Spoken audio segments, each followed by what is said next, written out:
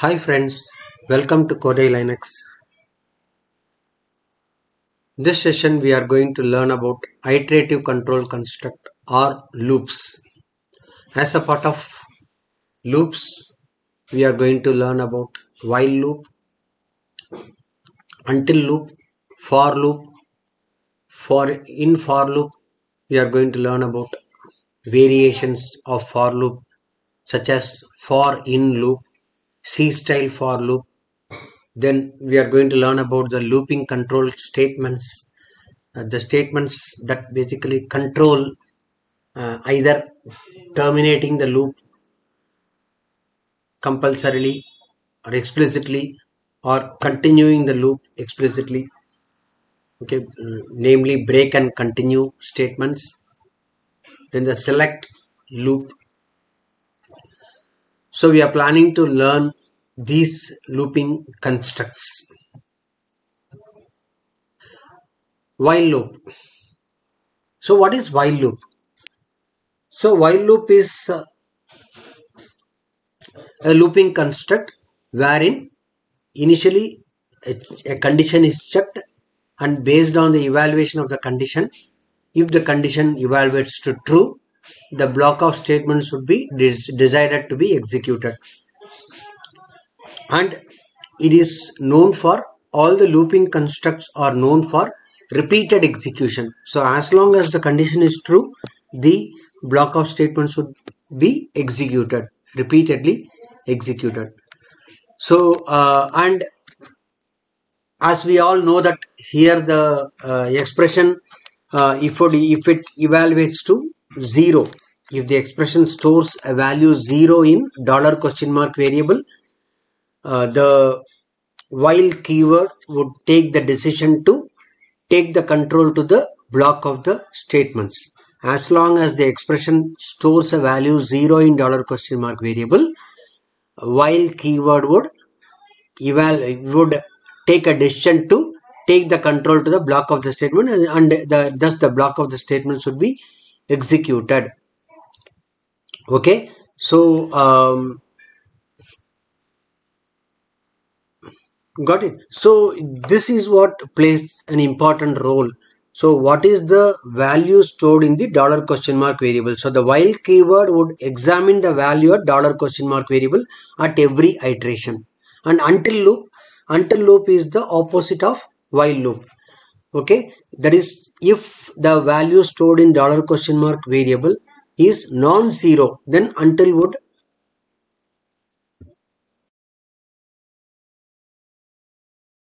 take a decision to execute the block of statements. So until works just opposite of the while loop. Syntax is until expression do, then set of statements done. For loop.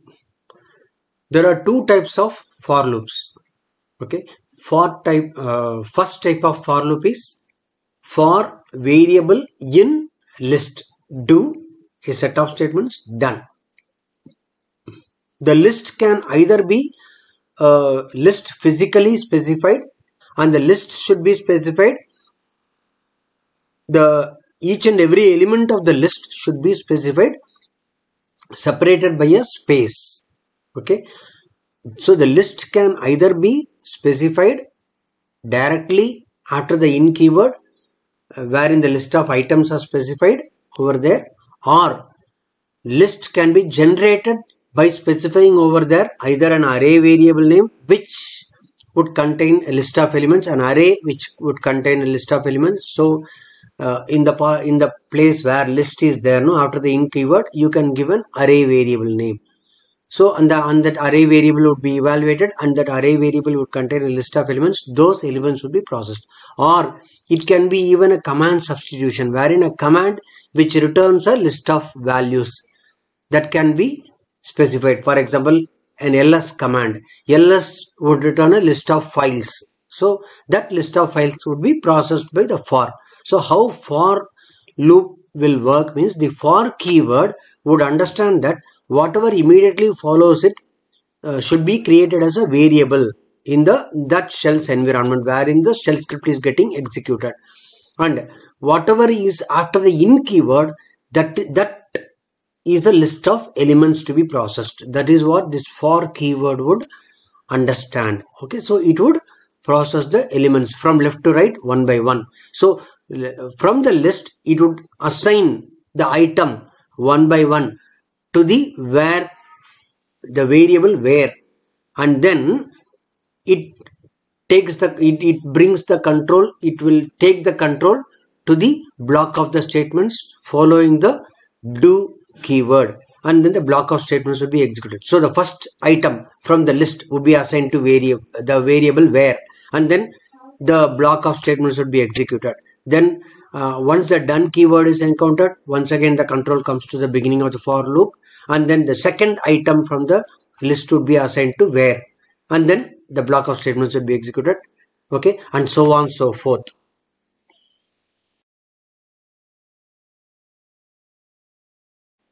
Until the last element is processed. After the last element in the list is assigned to the where keyword and the set of statements is executed, and once the done keyword is encountered, then the control once again comes to the beginning of the for loop.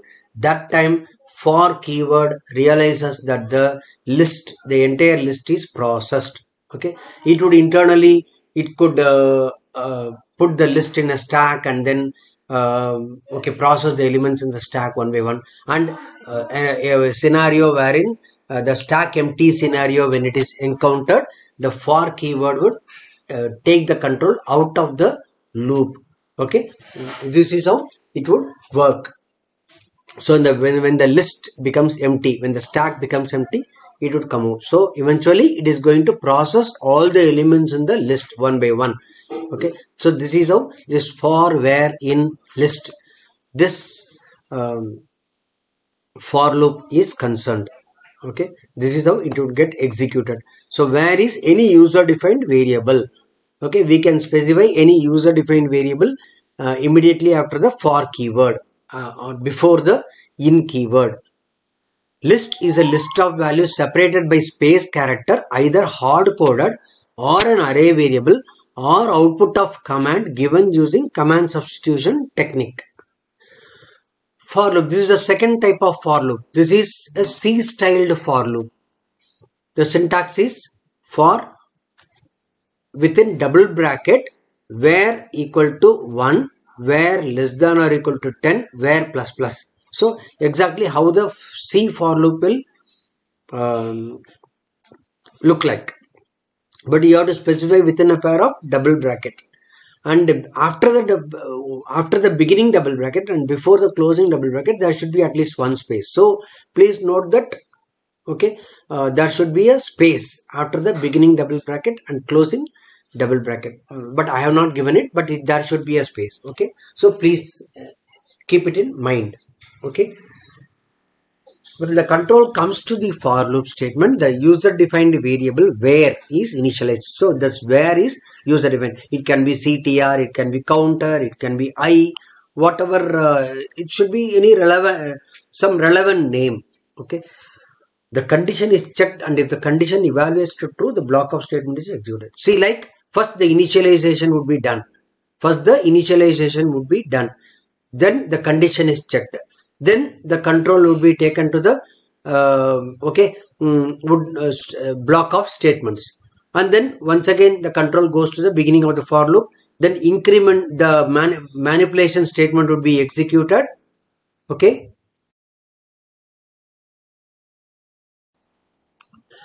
the manipulation statement can be any kind of arithmetic statement. So the manipulation statement would be executed, and then the condition would be evaluated once again, and if the condition is true, the block of statements would get executed. So as long as the condition is true, the block of statements would be executed. Then once the block of statement is executed, the control comes to the done keyword. Once again control goes to the header statement of the for loop, and then manipulation statement is executed, and the condition is checked. If it is true, execute the block of statements. Again go to the beginning of the loop. After the block of statements is executed, execute the manipulation statement, then check the condition. So it keeps happening in the same way. So till when it would keep happening, what is the exit condition? The exit condition is that when the condition evaluates to false. So the exit condition is the condition evaluating to false. So as long as the condition doesn't evaluate to false, the block of statements would keep on be executed. So this is what happens as far as the for loop is concerned. There is C-styled for loop is concerned. Okay. Then let us move on to the yet another interesting loop, that is the select loop. The select construct generates a menu from a list of items. It has almost the same syntax as the for in loop. So for item in list, do, done, right? Do a set of statements and then done. Similar way, select also, the syntax of select is also the same. Select item in list, do a set of statements and then done. But select differs from for loop in the aspect that whatever set of items we are given as a part of list, those would be displayed as menu. We have given, let us suppose we have given something like add, modify, delete, view, exit, like that. These are the list of items, let us suppose. Then what happens, it will show that the first element in the list it will give, after 1 it will show, and then add, 2 delete, 3 modify, 4 view, 5 exit. So like that it will show like a menu, and then you have an option wherein you can even display a statement like please enter your option. Okay, then it will display that and then expect the input from us. So this is what the select. So select is much more powerful in the aspect that it displays a menu and expects an input from us and receives the input.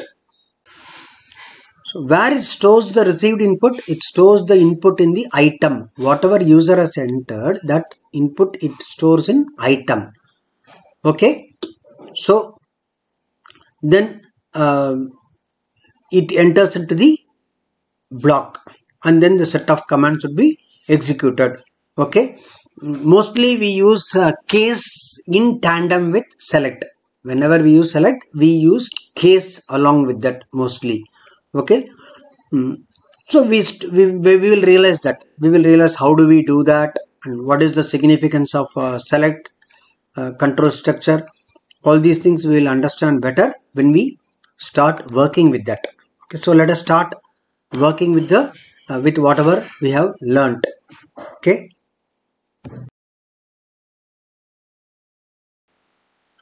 We are going to work with the following looping structures: while, until, for in, C style, for loop. Okay, select, and also the loop control statements like break and continue. We're going to work with these constructs. Okay, but before all these, I as a part of one particular concept, okay, which I missed in the last session. Well, when I was explaining about the interpreter line, that is the how do you execute a script in the debug mode. There I told that while executing the script with the bash command or sh command explicitly, then you can specify the -x option. That way you can debug. There is another way of indicating that you want to execute the script in the debug mode, particularly when you are using the interpreter line. You can specify the -x option along with the interpreter line. Okay, let us see how do we do that. ls-l star.sh. Okay, let me pick up any file, check employee.sh. That's fine. Okay. Okay, here what we do, we are specifying the interpreter line. Okay, hash How do we specify the interpreter line? Let us suppose that I want to specify the const shell interpreter /usr. Just recall it. So being in VA editor only, how do you find where is KSH? Where is KSH located? Whether it is in /usr/bin or /bin. How do you know that? Colon exclamation. Okay, when you specify in the VA editor in the command mode, that is after pressing escape. Okay, if you want to execute a shell command being in the VA editor itself, then you need to specify colon exclamation, then type KSH. So type command tells where exactly that particular command KSH is, that particular command KSH, that particular program where it is. Okay, is /usr/bin/ksh. Hence we know that it is /usr/bin/ksh. How do you specify the debug option along with the interpreter line? It's very simple. After the interpreter line, you specify the -x option. That's it. Okay, now it will be executing, the script will be executing in the interpreter mode. Okay, let us execute the script. Okay, colon wq, escape colon wq, clear. What is the script in which we had added the debug option within the interpreter line along with the interpreter line? That is check employee.sh. So let us execute the check employee.sh. Let us just have a look at the check employee.sh. Yes, just look at the first line. Along with the interpreter line, we have specified the -x option. -x option is for what? Executing the script in the debug mode. Okay, so recall it. Home /check employee.sh. Okay, see, it is executing in debug mode. That is the reason it is telling that okay, ps command is executed and its output, and it is telling that echo command is executed. That is the reason it is showing me the message, please enter file name plus read fname. It means what? That is, it is expecting an input into the variable fname. Okay, then it is expecting an input from me. Okay, so let me enter the file name, employee.data. Okay, please enter employee ID. Please enter employee ID, read emp ID. Okay, I'm entering an employee ID. So it is displaying the output. Okay, so you can realize that, see, it is working in the debug mode. See, whatever is showing with plus, no, they are all the debug statements. Like what are all the statements getting executed? It is showing. Okay, because of this condition statement getting executed, it checks the condition, right? And then here a condition statement is getting executed. Here this echo statement is getting executed. Hence it is displaying this message. Here the condition is executed. So a condition is evaluated. And here again this grep statement is getting executed. Where it is grepping for the lines beginning with 89, caret 89 in the file employee.data. As a result of that, it is displaying this particular record. And then finally it is checking a condition like whether 0 not equal to 0. 0, that is, we are checking the $? variable value. Okay, for checking whether the grep has executed successfully or not, meaning whether the grep has been able to find that employee in that particular file or not, employee with that particular employee ID.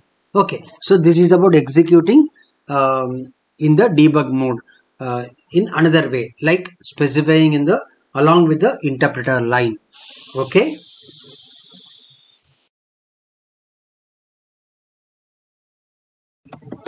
let us work with the while loop.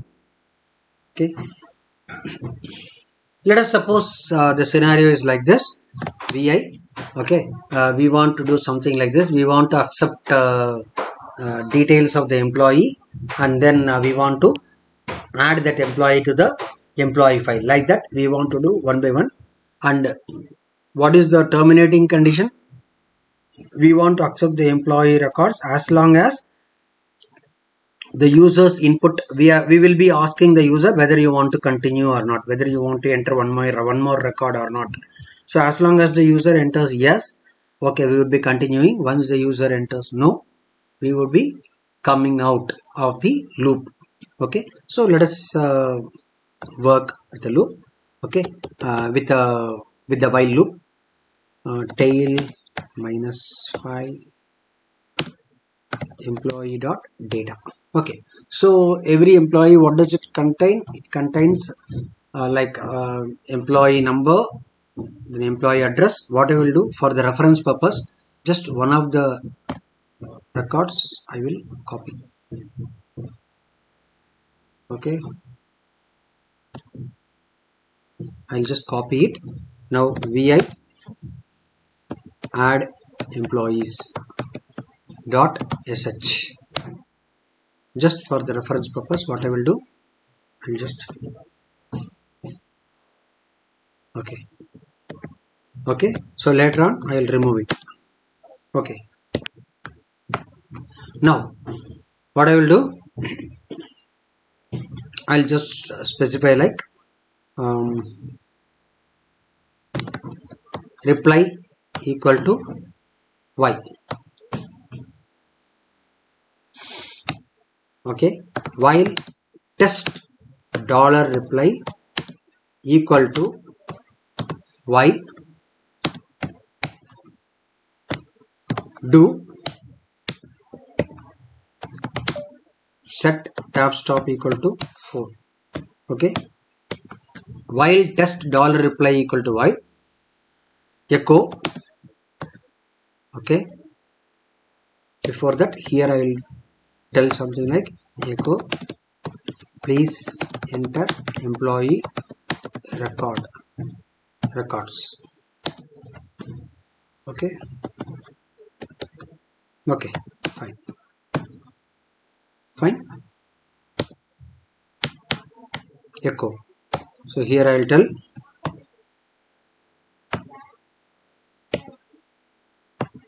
okay, echo employee id,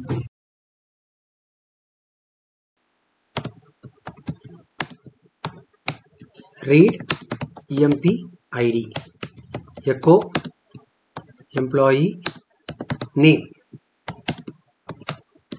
read emp name, echo employee address, read emp address, echo employee email address, read emp email address, echo employee date of joining, read doj, echo employee job, read job. Okay, echo you want to enter one more employee record,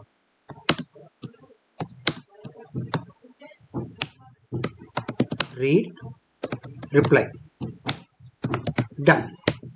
See here it would be more flexible if I, rather than specifying if test dollar reply equal to y, what I can do, if I can give or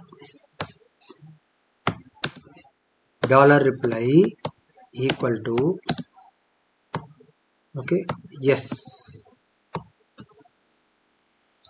okay, or I can even specify like okay, rather than giving like this, what I can do, I'll echo dollar reply pipe it to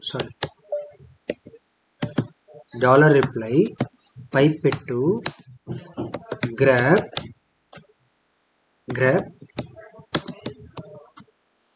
okay, beginning weight y, capital Y or small y, e, okay, yes, okay, so and then greater than slash dev slash null.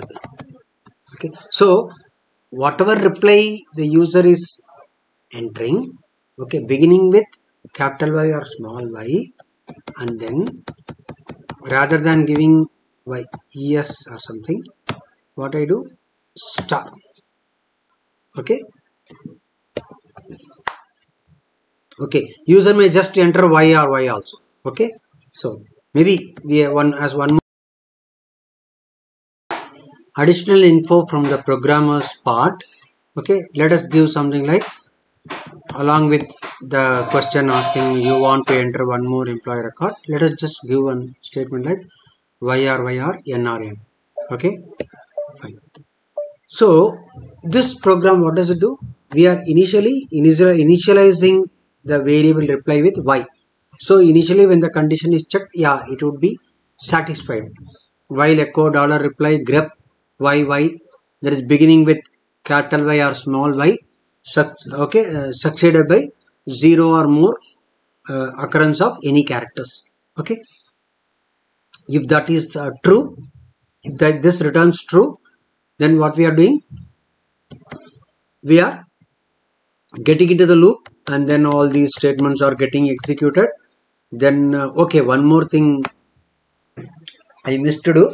What I want to do, what is the fun in just asking the user to enter all these details and then accepting the values, unless and until I store it somewhere, right? Otherwise, what is the use of that? So what I want to do means, I want to put all these into dollar empid, maybe colon dollar, okay, emp name colon dollar emp address. Let me just copy from here and paste it.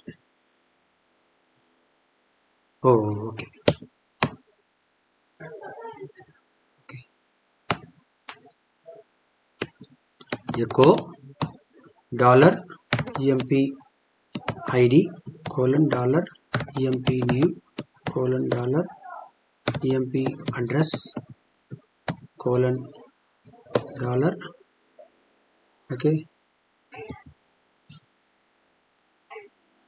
copy paste. Okay, colon dollar then doj, then colon dollar job. Okay, so all this, what I want to do, I want to append to the file employee dot data, right? Employee dot data, to that file I want to append. Okay, then after that, echo this record appended to file. See, it's always a good practice not to hard code the file name here. So whatever file names or any particular name, no, okay, like file name or a particular value to be used in any computation or calculation, it's better practice to store it in a variable and use that variable. The advantage is that, okay, we may use that file name in many places. If you are storing it in a variable and using that variable, let us suppose that file name's path changes, then you don't have to go to so many places and change that. Just that variable, wherever you are specifying that variable assignment, no, there only you just need to make the change. So that is the advantage of storing the file name in the variable. File name or any value to be used in computation in a variable. Okay, so here let us suppose that we are defining one variable. Okay, emp file equal to, okay, maybe if I want to specify in the absolute pathway, I can very well do that. Slash home slash what is that absolute path name, colon pwd slash home slash murali hyphen maha. Okay,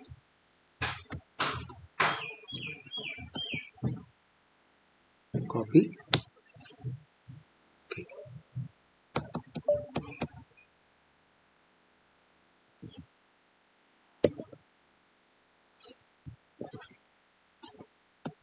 paste. /home/murali-maha/employee.data. Okay, so we are giving the absolute path name. That is perfectly fine. Okay, colon set number or set nu. Okay, we want to go to the which line? 19th line, colon 19. Okay, then go to the end, go to the dollar, shift dollar, go to the end, and instead of employee data, D dollar, remove it, and then dollar emp file. Okay, so wherever you want to specify the file name, okay, specify the variable. Okay, so we are writing to the file, we are appending to the file, we are appending the record to the file. So let us execute the script and check. So let us go to the first line, remove it, and let us give the interpreter line. If you want to give the interpreter line, we can give the interpreter line usr/bin/ksh. Okay, colon wq.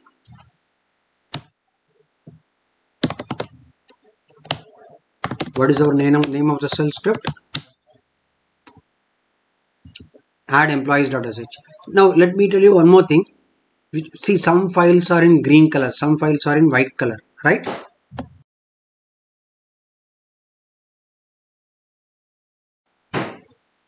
Okay, so why this coloring scheme? Like, see, observe here in the long listing output, whichever files are in green color, what difference it makes between the files in green color and white color? All are shell script files, right? But still, whatever is in green color, look at the file access permissions of those files which are in green color. They are all having execute permission for the file owner. See, and whichever files are in white color, they don't have the execute permission. So the files which don't have the execute permission, they are displayed in white color. Okay, so this coloring capability is there for the ls command for the Linux box. Okay, because if you look at ls, no, ls is basically an alias. Okay, if you type ls, if you give, you realize that it is an alias to ls -- color equal to auto. So because of this particular option passed to ls, okay, it is showing different types of files in different colors. Okay, executable files, that is the files which have execute permission, they are displayed in green color. Okay, fine. Now we want to add the execute permission for add employees.sh. How do we do that? chmod u+x. So this I have already told you. Chmod command is for what? For changing the permissions for the particular file. Okay, particular file or for a set of files. What is this way of basically giving the permissions, like adding the permission or removing the permission and all? This is known as changing the, there are two ways of working with the permission. Working with the permission by using the octal values for the permission. Okay, by using the octal mode. So octal notation for setting the permission. There are two ways of setting the permission. One is by using the octal notation. Another is by using symbolic notation. So this is symbolic notation. As per symbolic notation, what is the thing? File owner, group owner, other user. There are three types of okay, users. Okay, in the Linux or Unix operating system. One is file owner, another is group owner, another is other user. So U stands for file owner, G stands for group owner, and O stands for other user. And there are three types of permissions: read, write, execute. R for read, W for write, and X for execute. And plus is for adding the permission, and minus is for removing the permission, and equal to is for assigning the permission. Okay, so we would be working about this, we will be learning about this elaborately when we learn file access permissions. Okay, as a part of basic Linux, we will be learning in a subsequent session file access permissions. Then we are going to learn about that. Okay, now let us add the execute permission for the file add employees.sh. Okay, now look at add employees.sh. Okay, so let us execute the script add employees.sh. Let us just display the contents of the file add employees.sh. Just to recall, initially we have started with the shebang line. We are initializing the variable reply with the value y, because initially the condition should evaluate to true. Okay, in the while loop condition should evaluate to true. Hence we are initializing the variable reply with the value y, and then we are prompting the user to enter an input. It is please enter employee records. Okay, we have to give the okay, fine, please enter the employee records. Then we are initializing the name of the file with its absolute path name, either absolute path name or relative path name, whatever you wish. Normally the file names and all, no, we will be specifying with the absolute path name, because we may execute the script from anywhere. Then relative path name may not be may not get the file from the proper path. Hence always better to specify the file in terms of its absolute path. Okay, so that absolute path name of the file we are assigning to a variable, so that wherever in the script we want to access the file, we would access it with the help of the variable. Okay, then we are entering into the loop wherein we are checking whether the input is y or y, capital Y or small y. If so, we would take a decision to enter into the loop. If the input is anything else, if the input for reply is anything else, then it would come out. So first time when it is entering into the loop, yes, the condition would evaluate to true, and hence it would enter into the loop. But after the first execution, at the end of the first execution, it would the script would check with the user, do you want to enter one more employee record? So based on whatever the user enters, the script would whatever the user enters, the loop would decide whether to continue or not. So depending on the user's input. So that is the logic of this loop. So let us try to execute it and check whether this script executes properly or not. And here one more thing we need to be careful is that instead of appending operator double greater than, never put it as single greater than. Single greater than will override the current contents of the file. But we know that here this file exists and it has got a set of records. So we don't want to lose them. We want to append to the current contents of the file. And hence we are using the append operator double greater than. Okay. Now let us try to execute the script. Okay, / add employees .sh. See, it is not file name completion is not, command completion is not happening, right? Why? If command completion is not happening, it means that this script doesn't have the execute permission. Look at this star.sh. See, one more thing you need to see, whatever file is in the green color, this has got execute permission. Whatever file is in the white color, this doesn't have execute permission, because you know that type ls, okay, ls -- color equal to auto. Because ls is executed with the option -- color equal to auto, okay, Linux has got the coloring capability. So based on the type of the file, Linux displays different files in different colors. By looking at the color, we know some information about the file just by looking at the color. If it is green color, it means that it has got execute permission. If it is white in color, it means that it is an ordinary file which doesn't have execute permission. Green color, it is an ordinary file which has execute permission. Okay, see, look at our add employees.sh. So it doesn't have execute permission. So we need to add the execute permission. chmod u+x. Okay. Add employees.sh. So to the file owner, add the execute permission. Okay. So we will be learning about the file access permission in a later session. That time I will be explaining you about the file access permission in detail. / add employees. Now we can execute the script. Add employees.sh. Yes, now the command completion is happening, right? Now it is giving some error, right? Line 21 bracket unexpected. So let us see what is the issue in line 20. vi +21 add employees.sh. Okay, it is directly gone to the 21st line. See, if it is showing that the issue is in the line 21, It doesn't necessarily mean it is in the line 21. Line 20th line there is an issue. There is an issue. What is that? We have opened with a double quote, but we have not closed with a double quote, right? So we need to close it with the double quote. So correct. So that is the issue. This record appended to file dollar emp file. Okay. So that is the syntax error. Fine. Now colon WQ. Fine. It can be, see, I have given here tilde, right? Tilde means what? Tilde is a shortcut for home directory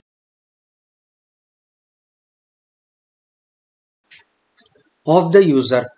Tilde is the shortcut for home directory of the user. But it's not a good practice to use tilde, because why, you know, let us suppose I am now in this case I am only executing the script. So my login, my home directory is /home. I am the login user. My home directory is /home/Murali-Maha. Let us suppose that a user called Mohan has logged in and he is executing my script. Okay, so but in this script it is given tilde/employee.data. So tilde for Mohan would mean /home/Mohan. So /home/Mohan, it would look for the file called employee.data.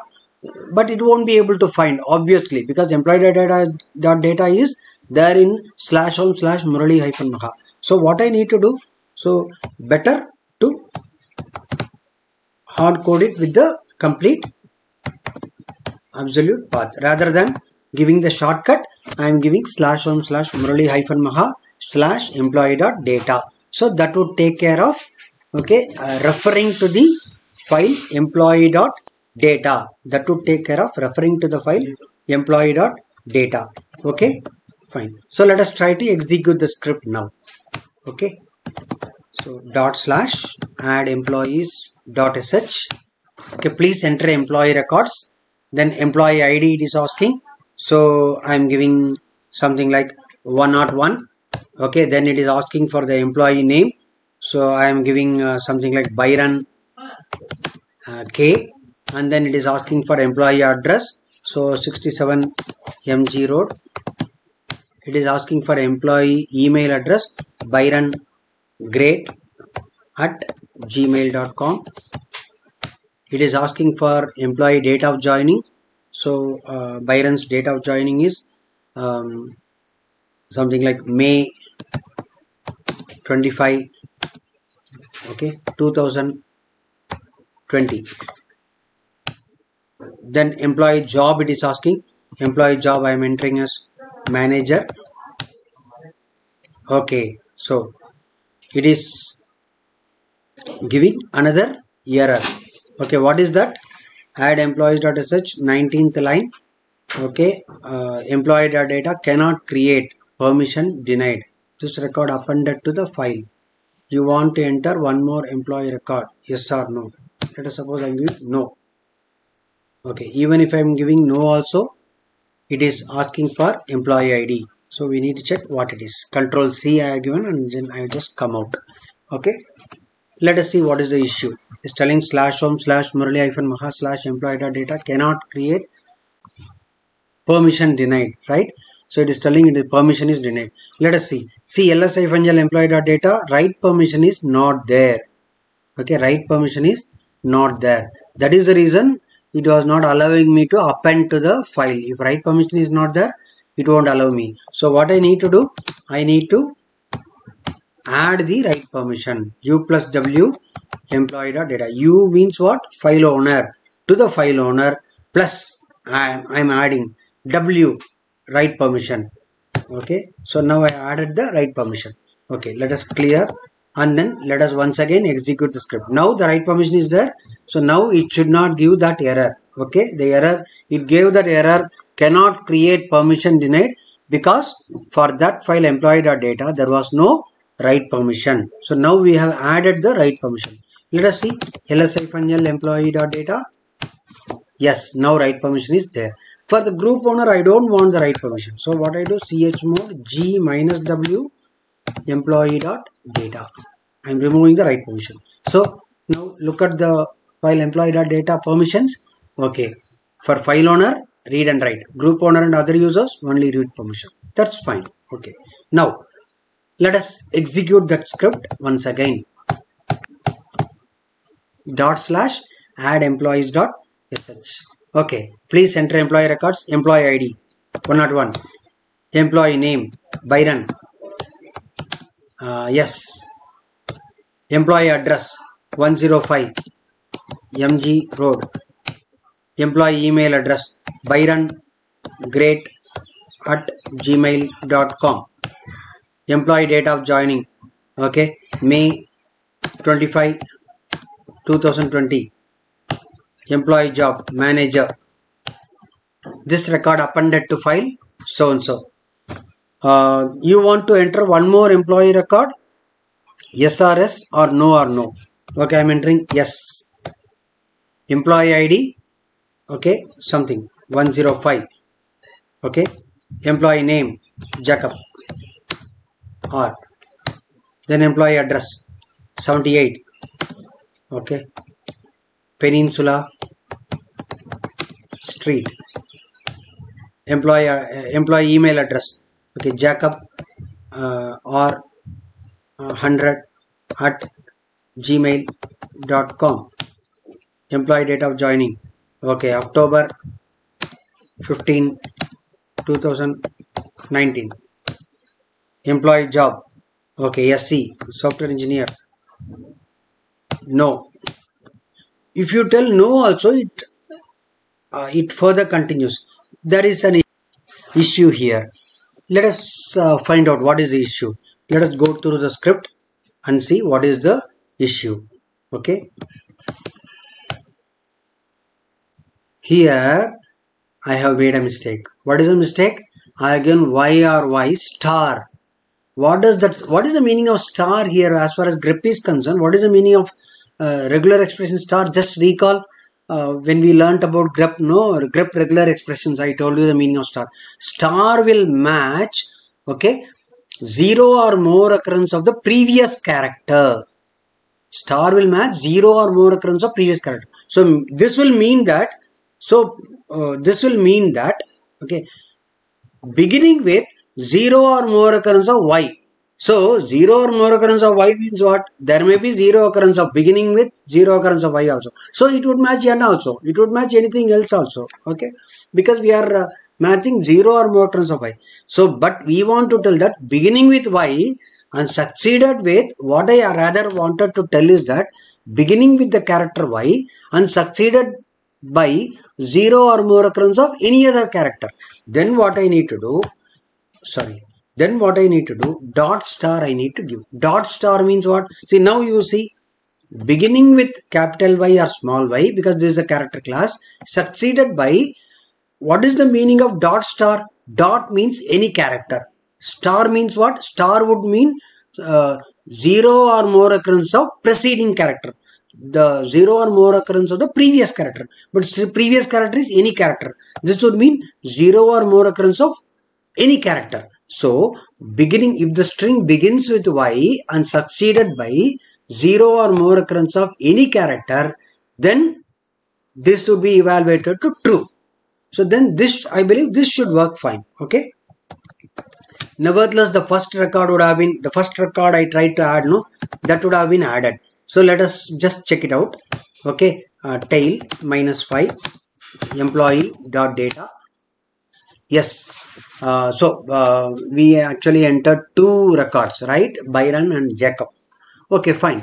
Now, let me once again execute the script. Now, if I tell y only, it should continue. But if I tell anything other than y, no or anything else, then it should come out, right? It should not continue. So, let us try to execute the script once more.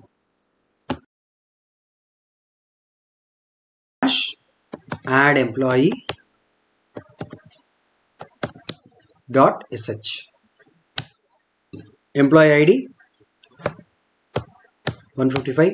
Employee name Mahesh R. Employee address 145 KRpuram. Employee email address Mahesh or at hotmail.com. Employee date of joining, okay, something like Jan 15 2018. Employee job VP. This record appended. You want to enter one more record? I am telling no, N or no or whatever it is. It comes out, right? Now it is working properly. Okay. So if you enter yes or capital Y yes yes or small y yes yes or ya or anything, it would continue.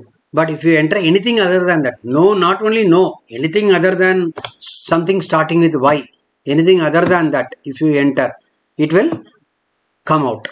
Okay, it will understand that you don't want to continue and it will come out. The program will terminate because we are breaking out of the loop by executing the break statement. So it will bring us out of the loop, and then outside the loop it falls out of the code itself. Okay, so the code is ending with the done statement, so it comes out of the program itself, it comes out of the script itself, and it terminates and returns us back to the parent shell. Okay, so this is using this script. Okay, what all we have understood using this script. One programming convention that whatever file we want to use in our script, we can assign it to a variable and we can use the variable in place of the file. And another thing what we understood is that while loop, when we use we use in that scenario wherein at every iteration, before every iteration, based on the input from the user or based on the input read from somewhere, from some system or somewhere, based on that you want to basically take a decision whether to continue the loop or not. In that scenario you are using the while loop. Okay, I believe we would have understood about this significance of the while loop. Next, let us look at the until loop. Okay, while would execute as long as the condition evaluates to true, but until is opposite of while. Until will execute as long as the condition evaluates to false. Okay, let us look at a quick example of the until loop. Vi until demo .sh. Okay, so here we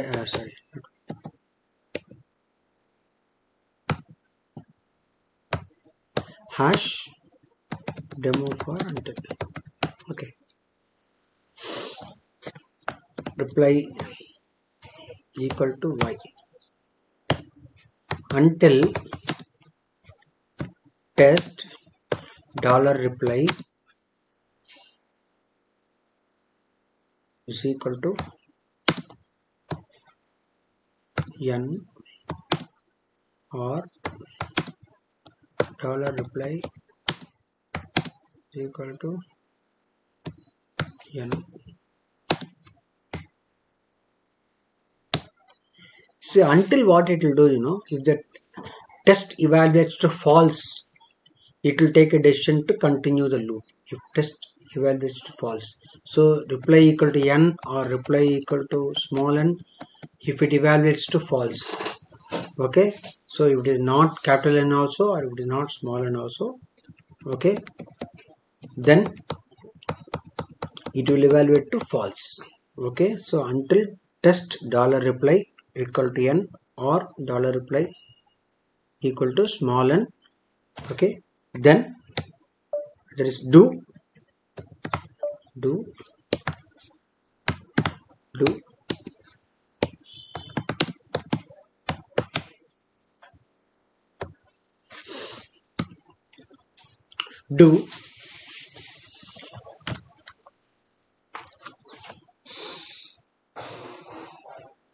some process. Okay,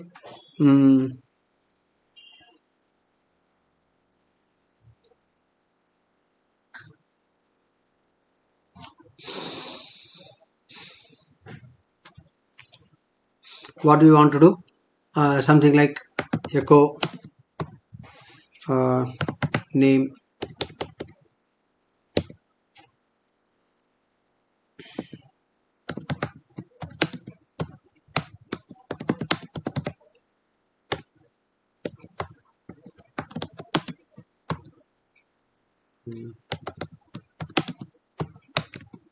read job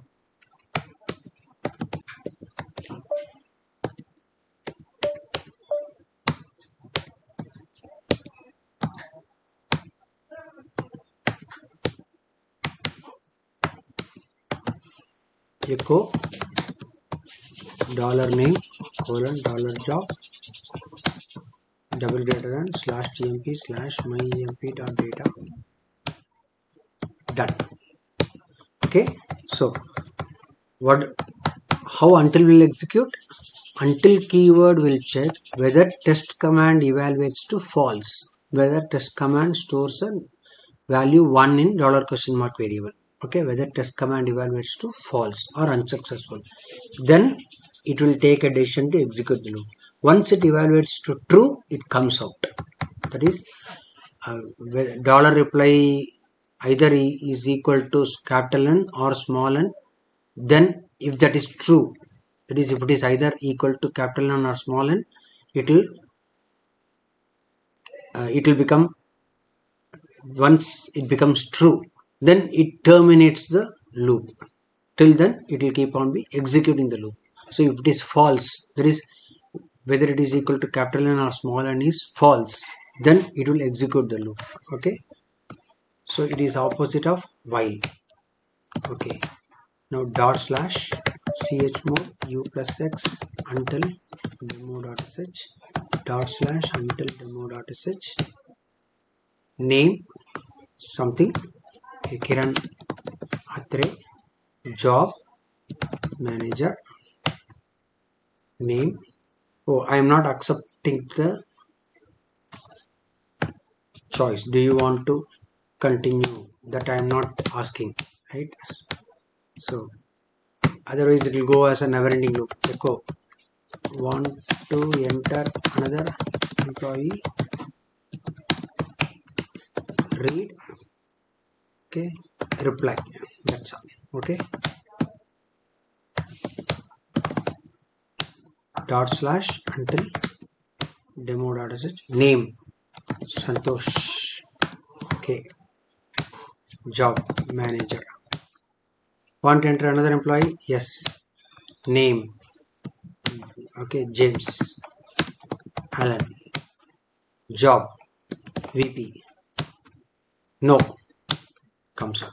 Okay, it works the similar way how while loop works, but only thing is that until will execute as long as the condition is evaluated to false. Okay, while will execute as long as the condition is evaluated to true. Okay, that's about while and until. Next, let us move forward to the for loop, the two variations of the for loop. But before moving on to the for loop, let us look at one more concept with regard to the while loop. Okay, using while loop we can read the contents of the file also. Okay, there are different ways of reading the contents of the file. Okay, one way is by doing the input redirection. So how do we do that? Let us see that. Okay, vi read employee dot sh. Okay, so here what we want to do, while read line do, then a set of statements done. After the done keyword, what we do, we do the input redirection and then we specify the name of the file, employee.data. Maybe if you want to specify it in its absolute path name, /home /Murali hyphen Maha /employee.data. So fname equal to /home /employee.data. So here what I would do,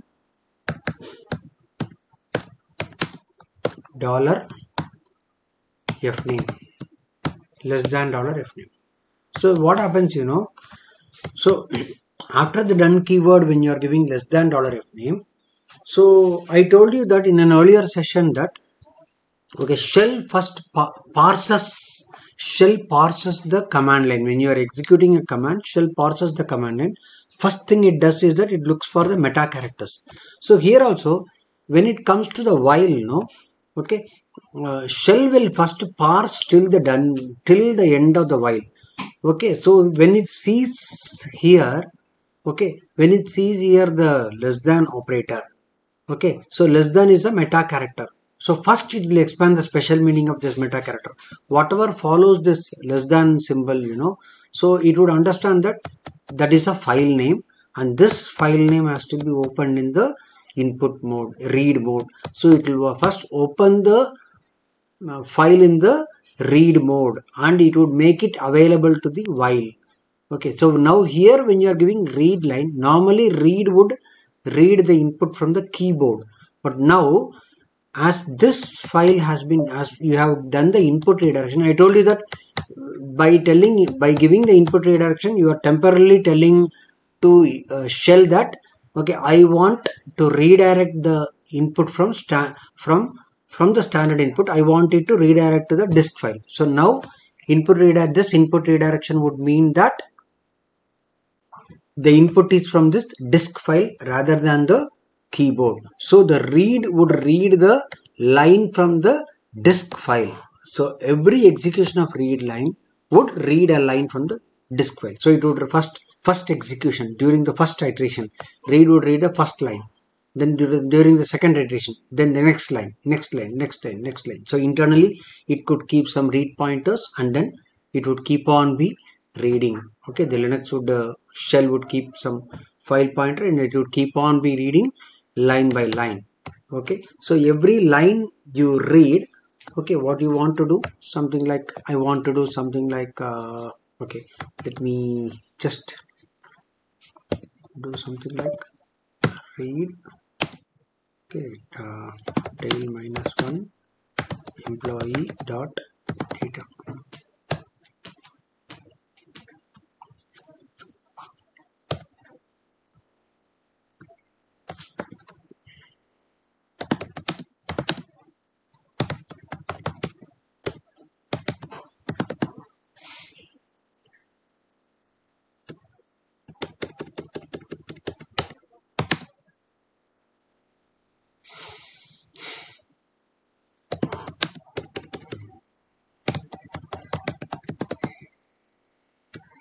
It will read the entire.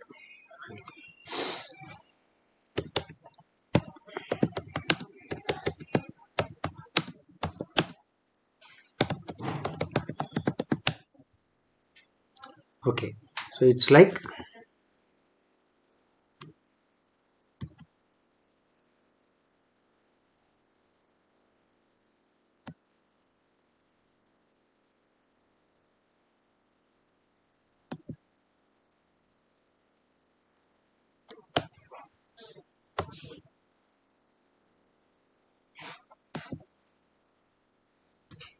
okay, I just read this into this.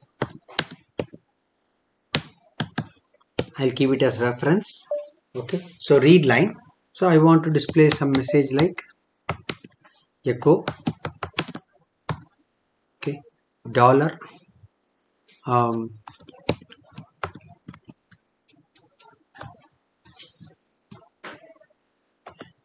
ename equal to backtick echo dollar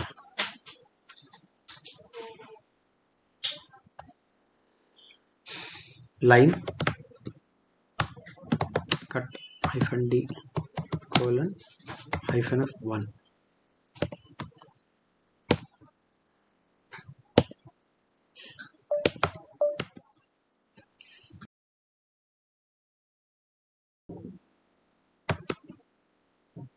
ejob equal to backtick echo dollar line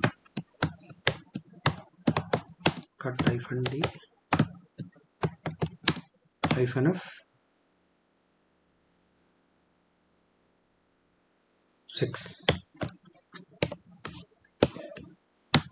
echo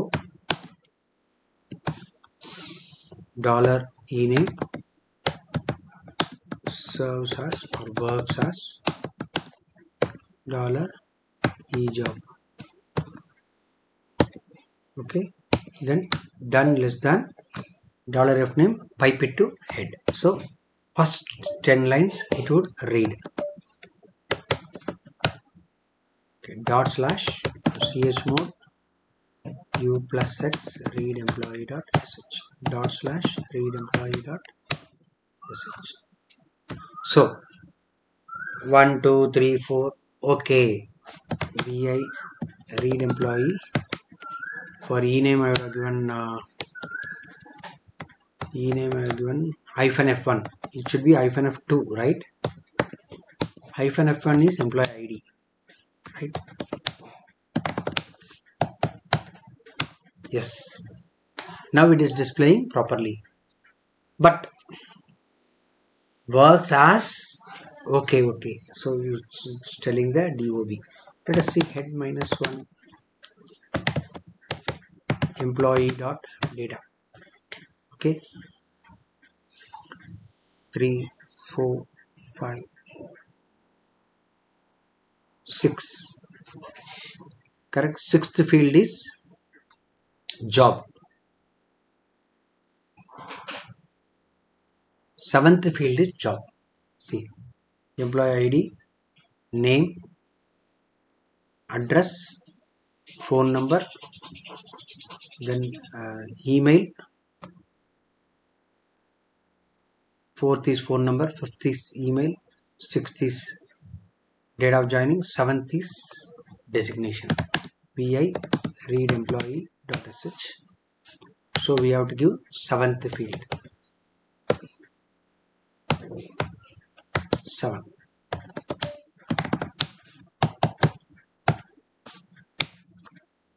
Okay, so this way we read line by line. So whatever we want to do, see whatever we have done with the input redirection, no? So the same thing we can do with regard to a command's output also. Let us suppose that we want to execute the ps command. Maybe we want to work with the processes. Okay, here in this script what we are going to do means we are going to pipe the output of ps command to the while loop. We can do that. Okay, how do we do that?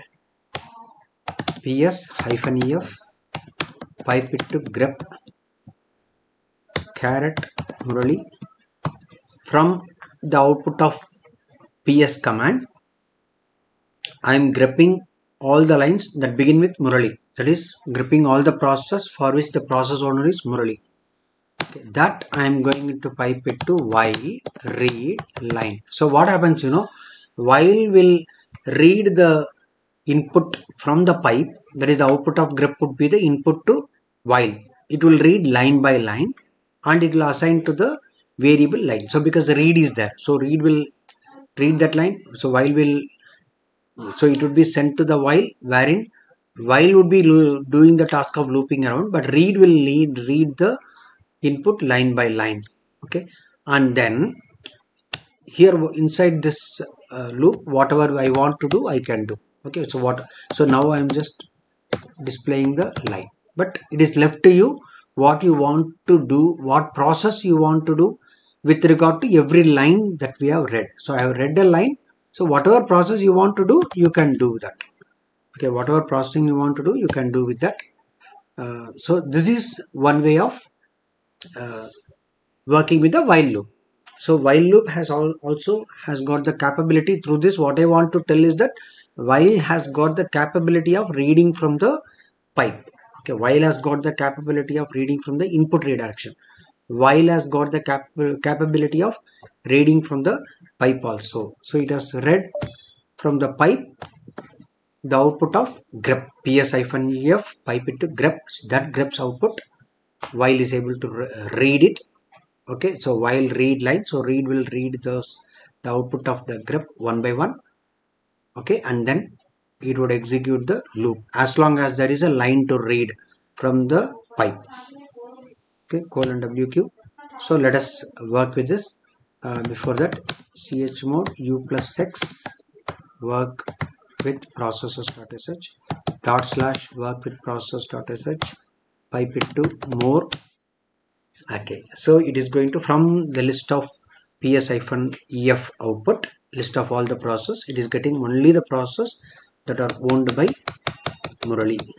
So in this, whatever you want to do, you can do it. So wherever ppid is 1, you want to display the owner, PID, and then the process claim. Okay, you can very well do that. Okay, it is left to you as an exercise. You can work on that aspect, but you know how while reads through the pipe from a command output. Okay, now let us move on to the for loop. There are various variations of for loop. So in foreign loop also, the list can be derived from various ways: from a static list, from a command substitution output. Okay, output of a command substitution, from an array variable. An array variable has got a list of values, from that it can get. So these are the various ways by which it can get. And there is another variation of the for loop wherein for can which is a C style for loop. So let us work with all these for loops one by one. Okay, vi for loop 1.sh. Okay, so here in this for loop, it's very simple thing: for num in 10, 20, 30, 40, 50, do echo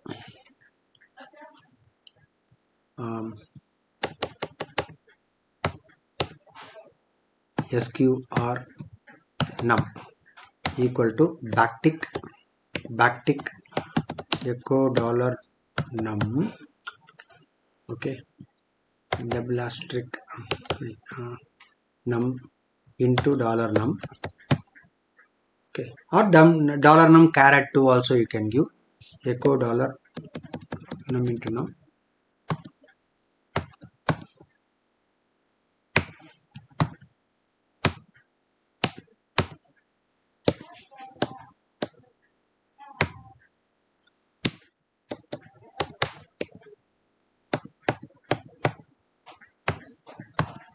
Okay, dollar num caret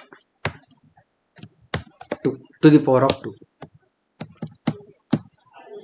This I am piping it to BC. Okay, so square num echo dollar num dollar sqr num. Okay, done. It's a very simple for loop. How a for loop works? See how a for loop works, you know. Okay, when it encounters the for keyword, it expects a variable to follow. Okay, here the way, so whatever follows, whatever name follows, it will, the shell will understand that it is the name of the variable. So it will create a variable called num. Okay,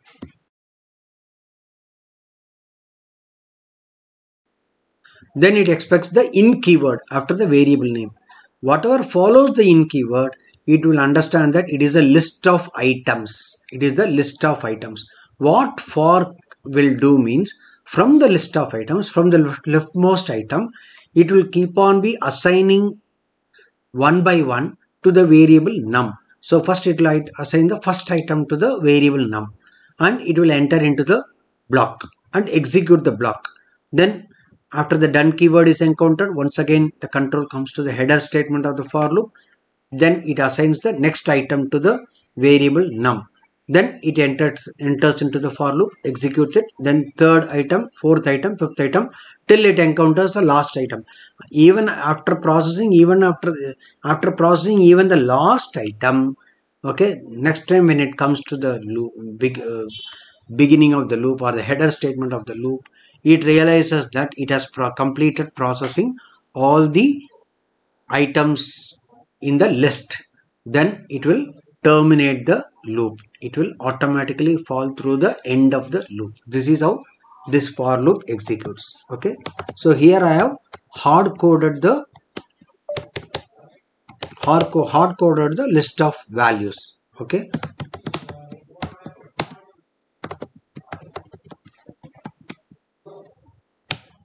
Okay.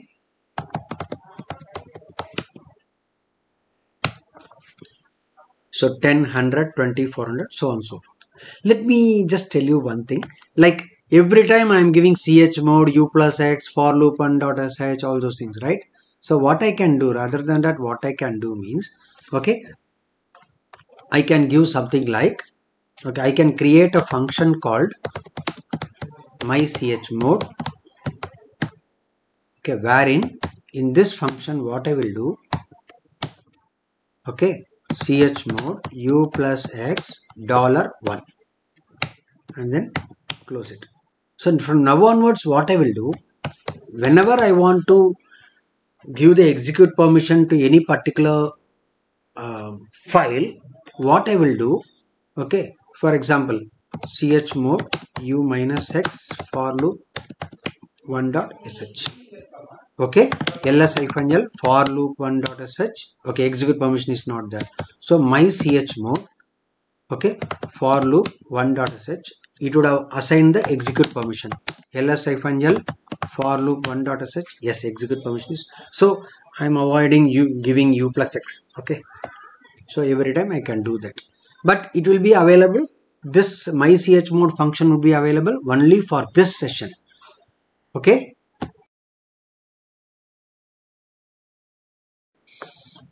Because whatever functions I am creating during this session, they would be available only for during this session. Once I am terminating, I am logging out of this session, those functions would no more be available. Next session, this function won't be available. For example, my chmod. If I want this my chmod function to be there in all my sessions, then I have to add it to my startup script. Okay, there are certain scripts called as startup scripts or login scripts. Okay, we'll be learning about these login scripts in a later session. So I need to take care by adding that function definition in the login script so that it would be available in all the sessions, not only with regard to the function, even some aliases I want to be there permanently in all the sessions, even some variables I want to be there in all the sessions. Then in that case, all these things I need to define in my login script. So we will work on it in a later session. Okay, so one scenario of the for loop we have seen. So how to generate from a command, how to generate a for loop from a command. Okay, so how to generate a list from a command's output. So let us see that. Okay, so let us suppose we have the employee file. Okay, so vi, okay, process employee employee rex.sh, okay, I for backtick cat, okay, employee dot data backtick, that is command substitution. So okay, but what I have missed here, for emp rec in. So always the syntax of for loop is what? For variable name in, then the list. So in the place of list, what I have given, I have done a command substitution. So now what happens, whenever shell sees the command substitution, first I told you that when shell parses a command line, it will look for meta characters. Okay, command substitution meta character is there. So it would give first preference to that, first priority to that. So it understands that whatever is within the pair of this backtick, it's a command. So first it will execute the command and it will place the output of this command as a list following the in keyword. Okay, then the shell will give the control to the for command. Okay, then the shell will give the control to the for command. For command knows exactly what it needs to do with the list, right? Now what for will do? For will fetch, okay, record by record from that employee.data and assign to the emp-rec, and whatever we want to do with that emp-rec, we can do it. Okay, so for now what I will do, I'll just display that emp-rec. Okay, so but whatever you want to do with that, you can very well do that. Okay, that is as per your requirement. But here what we understand, the a command's output can be processed, a command's output can serve as the list. A command's output can serve as the list.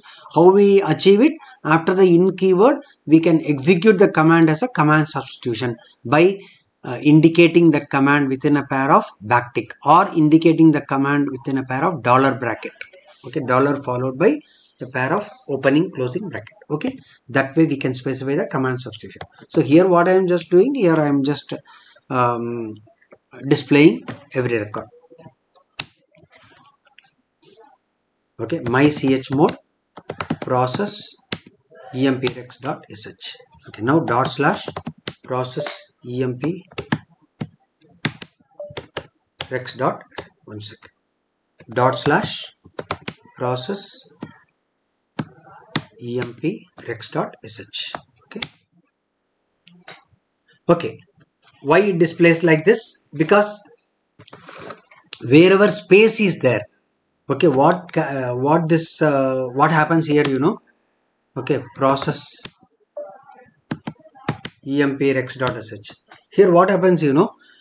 Cat employee.data, so its output will be there. So after the in keyword, okay, so how for will understand the list means, the list would be understood by the set of items separated by space. Okay, that is why this behavior is executed.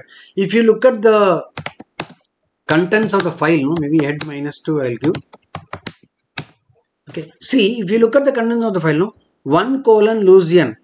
Okay, then after that there is a space. Then Lindsay, so and so, so and so. After that there is a space. So based on the space delimiter, no, okay, it understands the item of the list. It understands the item of the list. That is the reason for this particular kind of output, right?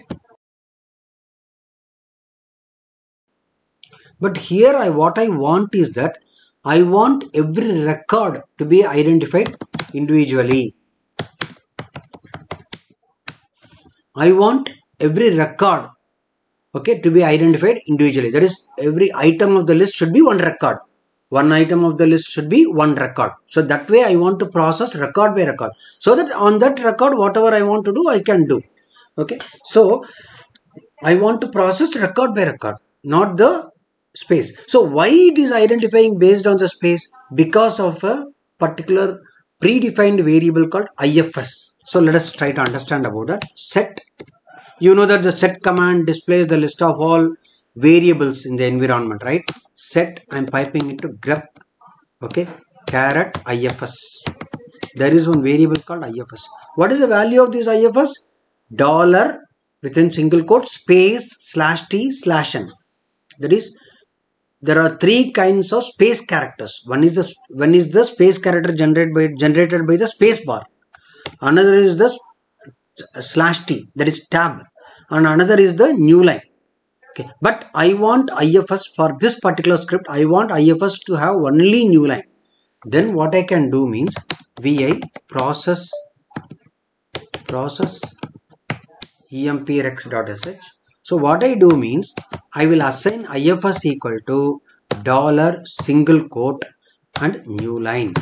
So now input field separator would be only new line. Input field separator would be new line only. Okay, so that way I am taking care that, okay, the for command would identify every item of the list separated by new line and not by the space. Okay, now if we execute this script /process emprex.sh, yes, now it has identified now the for has identified every element of the list based on the new line character and not based on the space character. Why? Because the value of IFS now I have assigned as new line. But when we terminate, after we after we terminate the script, will it continue to be only new line, or it will come back to its original value, space, tab, new line? The answer is that it would come back to its original value. Why? Because when I am executing the script would be executed in the by the child shell. Okay, the script would be, so for the purpose of executing the script, a child shell would be created, and in the child shell environment the script would be executed.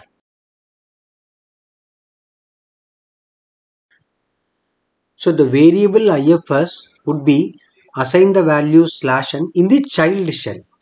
So once the child shell is terminated, the value assigned to that ifs would be that ifs variable. The ifs variable was assigned in the child shell. Okay, in the child shell environment. Okay, that is not going to affect the parent shell, right? So that is the reason when we come back to the parent shell, ifs would get its origin, would have its original value, because the basically it is nothing concerned with the parent shell's ifs. Okay, child shell ifs was updated. Okay, so hence if you are checking what is the value of ifs in the parent shell, you would know that it is as it is, space /tn/n. Let us look at the other variations of the for loop. Like within the first variation, the other ways of generating the list in the for loop. I told you yet another way of generating the list in for loop is the array variable. Okay, let us look at how to generate the list from array variable. Okay, array process array list dot sh. Okay, for name in backtick. Okay, so what we want to do, we want to first create an array variable. Okay, so we want to create an array variable. So names equal to dollar bracket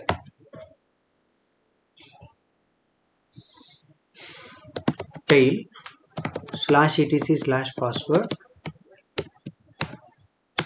cut -d :f1. What we are trying to do, from the last 10 records of etc password, I am getting only the username. So that would be in the variable, in the array variable names. So, but now this will not be in the array variable names. It will be just in the variable names. But if I want to tell that it should be in the array variable, what is the output of this tail etc password piping into cut -f1? It would be the list of names. Okay, it would be the set of names. But that set of names, if I am putting it in within a pair of parentheses, so a list of items within a pair of parentheses, that becomes a list. And when you assign that list to the any LHS variable, then that variable becomes an array. Okay, now names is an array. So now what I can do, now I can process this array. So how do you get the list of elements of an array? We have a syntax like this, right? $names of @. This is how we access the list of elements in an array. For name in $names @. Okay, so this would return a list of elements. So that list of elements for can process one by one. Do, okay, echo $name. Okay, or I'll just give something like if test $name equal to Mohan. See, I can give double square bracket also. Okay, I can give single square bracket and double square bracket. So single square bracket is deprecated, but still it is supported. But double square bracket is the future this thing support. Okay, so if double square bracket $name equal to Mohan, that is also a shortcut for the test command. Okay, double square bracket echo $name, then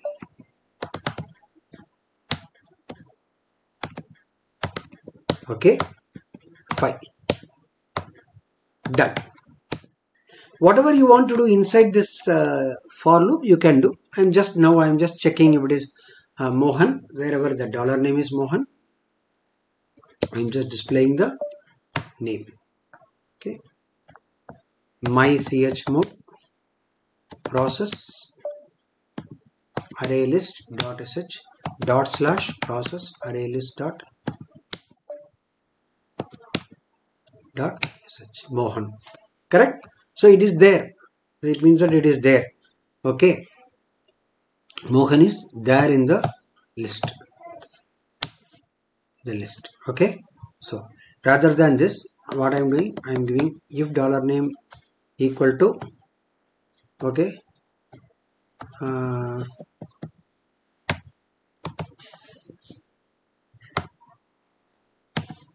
if dollar name equal to $1, wherein $1 I am going to pass as an argument. Okay, so dot slash process array list dot sh Mohan. So here I have passed that name as an argument. Okay, so I am giving, instead of Mohan, I am giving Madan. It doesn't display. Why? Because Madan is not there in the last 10 users in /etc/password file. Let us look at yet another for loop. Vi process numbers sh for num in 1.10 do echo $num.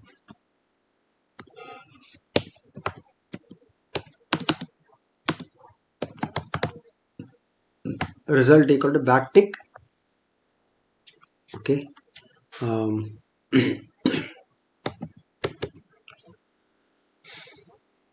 Echo $num to the power of 2 BC.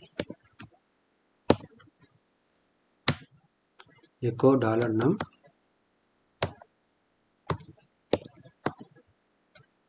space $result.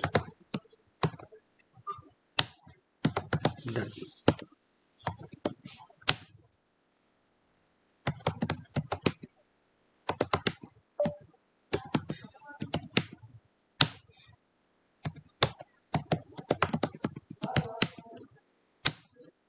So the numbers on their square set displays. Okay. Vi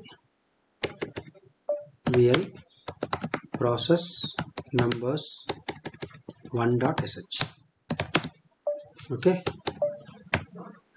For, okay, we can give list in one more way. For num in, okay, within curly brace 1.10.2. What this will do, you know, from 1 to 10 it will increment 2 by 2. So 1, 3, 5, 7, 9 like that. Okay. Do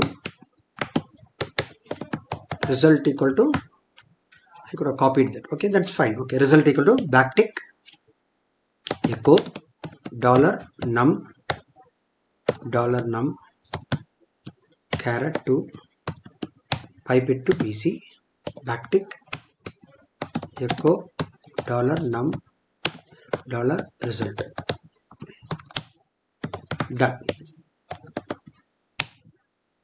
Okay, so my chmod process numbers 1.sh dot slash process numbers 1.sh.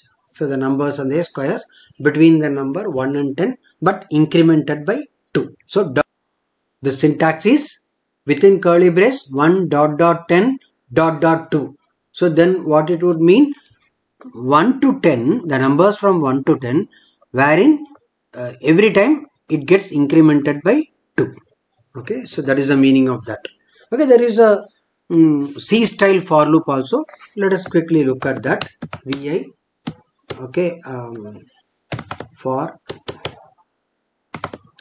C demo, okay, some dot sh, okay, I for, so that now you have to give the double bracket and I equal to 1, I less than or equal to 10, I plus plus. Any manipulation statement you can give, not necessarily I plus plus. I plus equal to 2, all those things you can do. Okay, let us give like that. Okay, I plus equal to 2, equal to 2. Okay, then do echo $I. Done. Okay, so here initialization, more than one initialization also you can do. In that case, what you should do, comma j equal to 1, like that. Okay, so even checking the condition also, more than one condition you can do. Anything you want to do like that, you can specify by comma. Even manipulation statement, more than one manipulation statement you can give. You can try all those things. Okay, I am giving a basic C style for loop. Okay, cat for C demo.sh, something like this. It's quite very simple. Okay, dot slash. So before that, my chmod for C demo.sh, then dot slash for C demo.sh 13579. Why? Because every time we are incrementing by 2. So this was even achieved by, what is that? Earlier we saw, no, within curly brace 1 dot dot 10 dot dot 2. That also generated 13579. This is also generating 13579. So, but this is by using a C style for loop. Okay, these are all the various kinds of for loops. Okay, these are all the various kinds of for loops. Okay, next we will understand about yet another loop known as select loop, which is different from all these loops that we have seen so far. Okay, select loop is different. So in what way select loop is different, we will understand once we work on the select loop. Let us work with the select loop. Let us work with one basic arithmetic program. Okay, so taking that as an opportunity, let us try to understand how a select loop works. Okay, vi basic arithmetic dot sh. This code, what it does, you know, like what it does means okay, what I want to do in this code means I want to accept 2 operands and based on the operation I want to do that particular arithmetic operation. So here this program would display a menu and accept input from user. What does a select loop do, you know, right? Like select, the syntax of select is like select option in. Option is a user defined token. Okay, it can be anything, any user defined token, option, choice, or any relevant user defined token.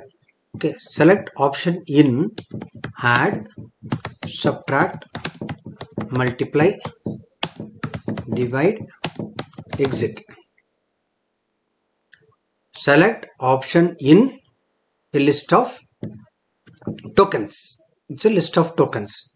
Okay, so in this aspect, select header statement resembles for in loop, right? For variable in list. Here select option in list. Here also list need not be necessarily hard-coded set of tokens. Maybe you can assign this set of tokens to an array variable, and then you can specify the array here. That is also possible. Okay, fine. Do. It's a loop, right? Okay, so you can specify do. Okay, then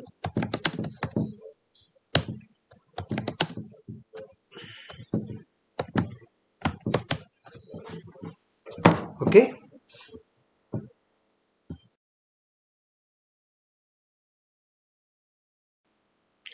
case dollar option, case dollar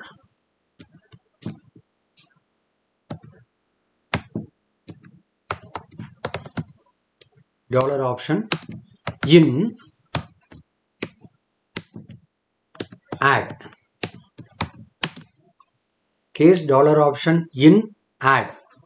First let me code it, then calculate plus. I'll explain it. Okay, plus plus subtract,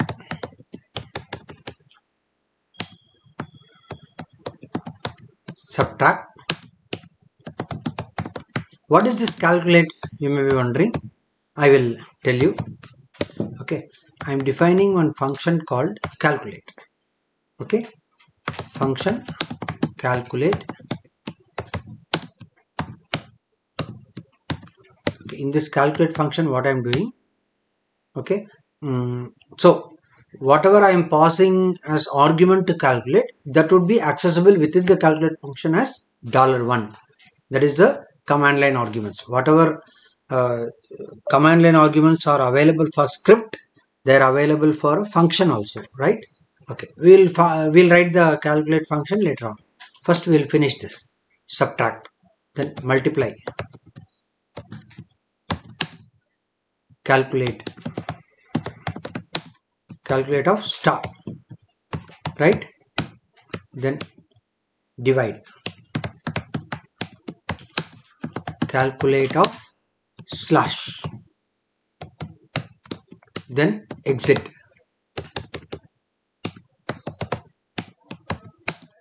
Okay, calculate, sorry, for exit what it will come? Break. I want to break from the loop. Star means anything else. Then echo invalid input. Okay,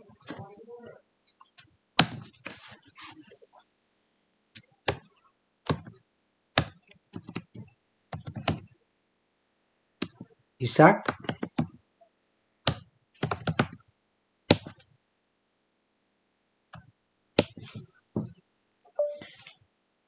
okay.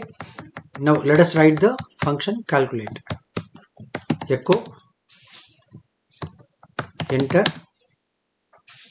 number 1.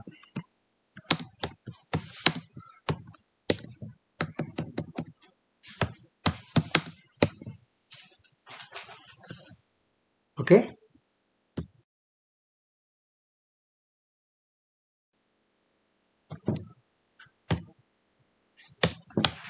okay. Now echo -n. Oh, before that read num1. Echo -n enter number 2. Read num2. Then result equal to backtick echo $num1 and $1, because $1, see, we are sending the operator as an argument. That argument would be received by function, and it would be available in the command line argument $1, because that is the first argument, right? So $num1, $1, $num2. Meaning what? For example, you are passing plus, so $num1 plus $num2. Okay, then pipe it to BC, backtick. So you are finding the result. Then you can give something like echo okay $num1, $1, $num2 okay equal to $result.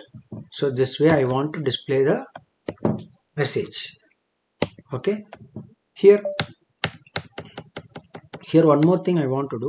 There is one predefined for select for the select loop. There is a predefined variable called reply available. This reply, what it will contain, whatever value you are giving, whatever input you are giving for the option. Okay, so now let me explain you how the select loop works. Okay, so when the select key is encountered, it would check for the token, so it would define that as a variable. Fine, option would be defined as a variable. To make it out and stand apart from the other variables, I am giving it as all uppercase, so that I know that it is a select related variable. Select, it's a variable associated with the select loop. Okay, select option in. After the in keyword, whatever list is there, select will understand that it is a list of tokens, it is a list of elements, list of items. So what select will do means, it would display one menu with this list of elements. It would display a menu from left to right. It would give 1 add, 2 subtract, 3 multiply, like that. It would display one menu. At the end of the menu, it will ask for your input. What do you want? Okay, so you can give your input. So based on that, so once you provide your input, okay, like let us suppose you are typing 3, then what is the token associated with 3? Multiply. So it will assign multiply to option. So option's value would be multiply. So case $option in. So case multiply in add. No, it doesn't match. Subtract doesn't match. Multiply, it matches. So multiply in, multiply, it matches. So that calculate method would be called, calculate function would be called, passing the argument star. Okay, let us suppose you are entering 10. So there is no token associated with 10. So nothing would be assigned to option. So then automatically it will come to it will match the star. It will not match anything.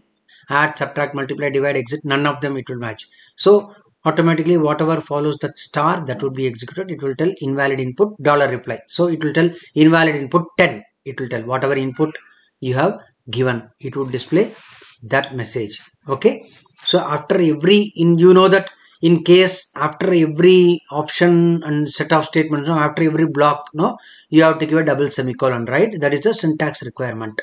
Okay, so you are giving a double semicolon. So this is how it works. So it displays one, it has to display one prompt, right? We'll come to that. Okay, first we'll execute this program. Okay, it will display one prompt wherein we can enter the option.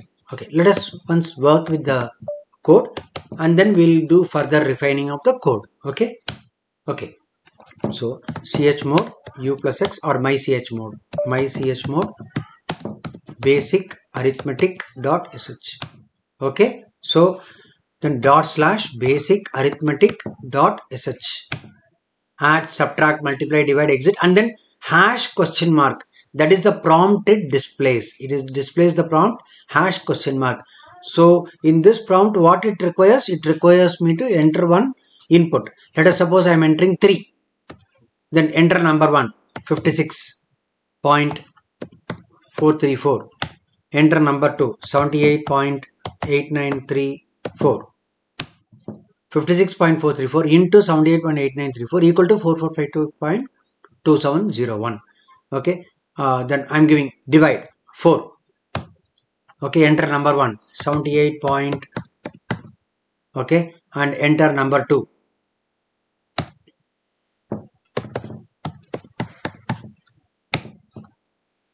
Is equal to 1. But I want, okay, we'll come to that. Okay, I want the floating point part in the result, right?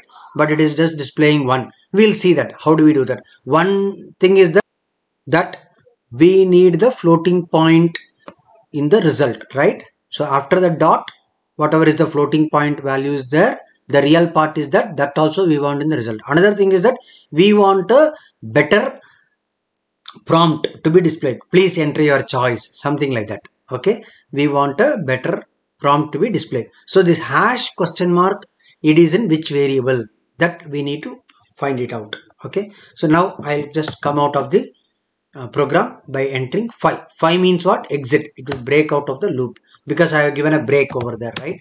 Vi basic arithmetic dot sh. See, I have given a break, right? Break will break out of the loop, the enclosing loop, right? Like the select loop. Okay. So continue will, see, break will break out of the loop, ignoring the subsequent statements. Like, let us suppose that I am giving a statement here, echo. Okay. Outside of case. Okay. So the ignoring even the subsequent statements, it will break out of the loop. Continue also, ignoring the subsequent statements, it will take the control to the header statement of the loop. Okay, that is what break and continue will do as far as the loop is concerned. Okay, now what are the two things we need to address? One thing we need to address is that we want the real part in the result. For that, what I can do, just refer to my earlier session on the BC, okay, wherein I explained about expr, let and BC commands. Okay, there I told that you can set a parameter called a scale.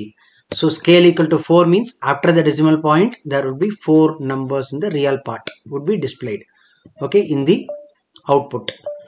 Fine, that is one thing. Another thing is that hash question mark, that is known as tertiary prompt. So which variable stores the tertiary prompt? PS1 stores the primary prompt, that is a dollar prompt. PS2 stores the secondary prompt, that is the greater than prompt. Okay, and PS3 stores the tertiary prompt, that is a hash question mark. Now by assigning some value to the PS3, we what we do, so whatever is the value of PS3, that is only displayed over there. That is why it is displaying hash question mark. So I want something else to be displayed over there instead of, for this program, instead of a hash question mark. What I do, I give that message over here. Please enter your choice. Okay, fine. Okay, fine. Please enter your choice. That would be the message displayed. Okay. Okay, now let us execute this program. // basic arithmetic .sh. See, now it is displaying please enter your choice rather than displaying hash question mark. Okay, 3 45.345. Okay, then 32.78. Okay, then it is displaying outside of case. Why it is displaying outside of case? Because it does not encounter break or continue or anything. So it will display further statements also within the loop, and then it will go to the beginning of the loop, because naturally it is falling through the loop. In that case, it will execute the further statements and then it will go to the beginning of the loop. Now please enter your choice. Let us suppose I am giving 4. Okay, 22, 7. Now it is displaying 3.1428. Otherwise it would have displayed only 3. Okay, if I had not given that scale equal to 4, okay, it would have displayed 3. Now it is displaying the real part also. Okay, then outside of the case it is displaying. Let us suppose I am giving 5, or I am giving what is the invalid choice. Okay, something like 8. Invalid input 8, outside of, even then also it will display outside of case, because it is, I have not given any break. Okay, outside of case. Okay, then now let us suppose I am entering 5, that is for coming out of the loop. Then it doesn't display the message outside of case, because break will just break the loop without, that is ignoring the rest of the statements, without going through the rest of the statements or ignoring the rest of the statements. It will, the break statement will break out of the loop. Similarly, the continue statement would take the control to the header statement of the loop, ignoring the rest of the statements inside the loop. So this is what is the task done by break and continue. Okay, I believe you would have understood the select loop. I believe you would have understood all the loops that we have discussed during this session. Okay,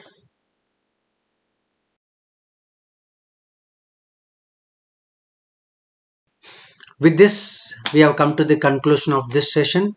Thank you. See you in the next class. Take care. Bye bye.